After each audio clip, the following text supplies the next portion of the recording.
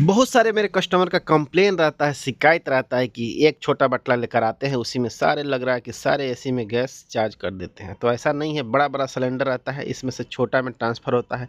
फिर इससे भी हम छोटा में और कर सकते हैं, 1 केजी डालने के लिए, 2 केजी डालने के लिए।